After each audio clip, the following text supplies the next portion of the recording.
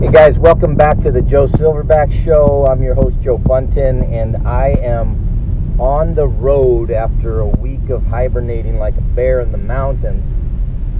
And before I get out of this beautiful country, while it's still fresh pumping through my blood, I'm going to just reiterate that a man needs wildness. A man needs something that the country where he can get off and get into down by a creek or a river and be all alone and kind of be worried that he might get eaten if he's not too alert. Now, I have, in all my years up in this place, run into a bear once, and that's because he broke into our A-frame house and stole trash. Other than that, I've seen bears, but they're pretty shy up here, and you have to know your territory, because there are some places that alpha male, brown bears are dangerous. But up in where I am, they're not considered too dangerous. Now, that doesn't mean they don't scare the shit out of me. The thought of them coming up from behind. Same with a mountain lion.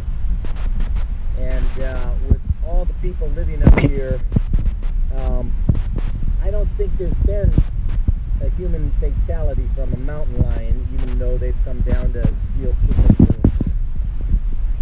and, other edible animals. But my main point is that when a man has to be on guard, he learns a lot about himself, and he learns a lot about his instincts and his sixth sense.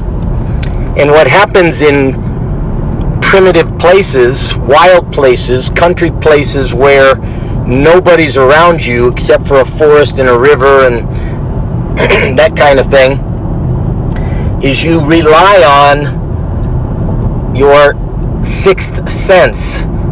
Your hearing becomes attuned to birds, because birds tell you whether there's harmony and peace around or whether there's danger around. And after a while, it's automatic. Birds going crazy make you grab whatever knife you have and stand at attention. And maybe it's just some guys harassing the girls in springtime.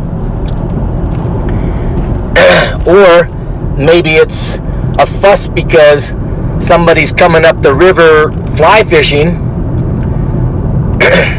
Or there is a mountain lion or a bear. So, again, wild nature brings a keen alertness that we don't otherwise have, that is dulled in our cities. Now, of course, we develop other kinds of sensitivities in cities, but that is a totally different topic. One other thing, the sense of calmness in mountain people is very infectious, and it'll make you think that you're going backwards in slow motion in a movie.